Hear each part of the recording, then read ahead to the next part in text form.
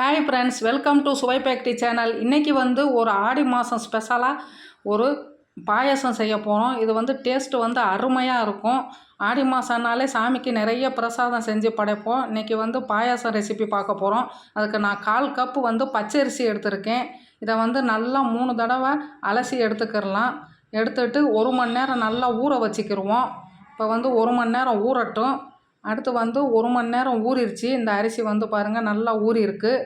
இதை நம்ம இப்போ மிக்ஸி ஜாரில் போட்டுக்கிடலாம்.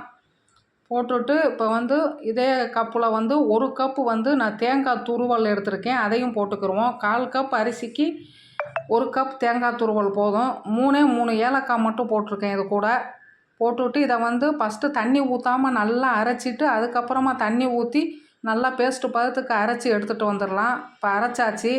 இந்த மாதிரி இருக்கணும். இது இருக்கட்டும். இப்போ அடுத்து ஒரு பேனில் இந்த கிளாஸுக்கு 2 கிளாஸ் அளவு தண்ணி விட்டுக்கிடுவோம். எந்த கப்பால் நம்ம தேங்காய் துருவல் எடுத்தோமோ அதே கப்புக்கு 1 கப்பு நான் நாட்டு சர்க்கரை எடுத்திருக்கேன். நீங்கள் வெல்லமும் எடுத்துக்கிடலாம். நாட்டு சர்க்கரை எடுத்து இது நல்லா கொதிக்கட்டும். பாகுபதமெல்லாம் இதுக்கு தேவையில்லை. வெல்லம் எடுத்தீங்கன்னா அதை நல்லா வடிகட்டிக்கோங்க. இதில் கல் மண் இல்லாதனால இருந்தாலும் இதையும் நான் வடிகட்டிக்கிறேன்.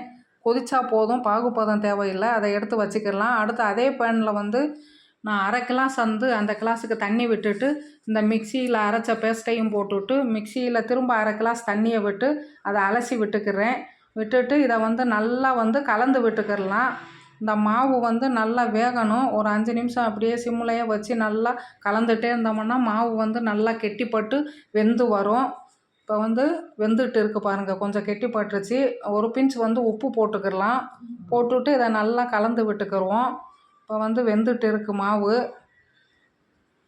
மாவு ஓரளவு வெந்துருச்சு. இப்போ நம்ம சுகர் கரைச்சி வச்சோம்ல அதையும் இதில் கொஞ்சம் கொஞ்சமாக விட்டு கலந்து விட்டுக்கிடலாம்.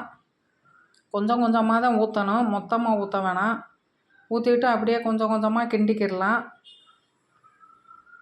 இப்போ எல்லாமே ஊற்றியாச்சு. இந்த வெள்ளை கரைசல் எல்லாமே ஊற்றியாச்சு. ஊற்றிட்டு இதை நல்லா கலந்து விட்டுக்கிடலாம். அப்படியே இந்த சிம்முலையே வச்சு கொஞ்சம் நேரம் 5 நிமிஷம் அப்படியே கொதிக்கட்டும்.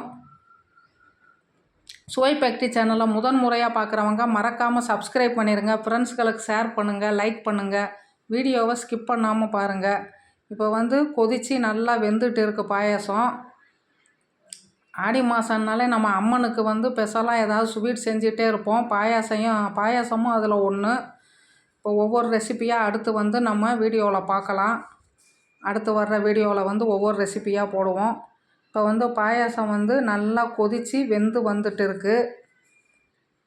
இந்த அரிசி தேங்காய் பாயாசம் குழந்தைகள்லேருந்து பெரியவங்க வரைக்கும் விரும்பி சாப்பிடுவாங்க. அவ்வளோ டேஸ்ட்டாக இருக்கும்.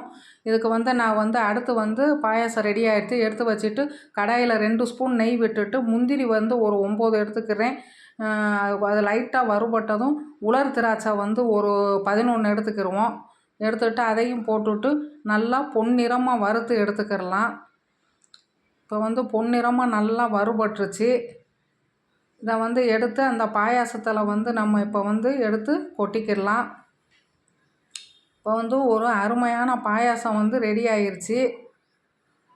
இது நம்ம ஆடி மாதம் வெள்ளிக்கிழமை, செவ்வாய்க்கிழமை, அப்புறம் ஆடி 18ஆம் பேருக்கு ஆடி பூரா அன்னத்துக்கு செஞ்சு நம்ம சாமிக்கு படைக்கலாம். மற்ற நாளும் விசேஷ நாள்களுக்கும் செய்யலாம். பாயாசம் அவ்வளோ ஒரு சுவையாக இருக்கும். இதை நீங்களும் ட்ரை பண்ணி ஒரு தடவை பார்த்துட்டு கமெண்ட்ஸில் எனக்கு சொல்லுங்கள். இப்போ பாயாசத்தை ஒரு பவுலில் ஊற்றியாச்சு. இப்போ ஒரு அருமையான பாயாசம் ரெடி ஆயிடுச்சு. இது பேர் 4 பேர் சாப்பிட்லாம். ஒரே 1 கப்பு தேங்காய் துருவல், 3 ஸ்பூன் அரிசிக்கு. தேங்க்யூ ஃபார் வாட்சிங்.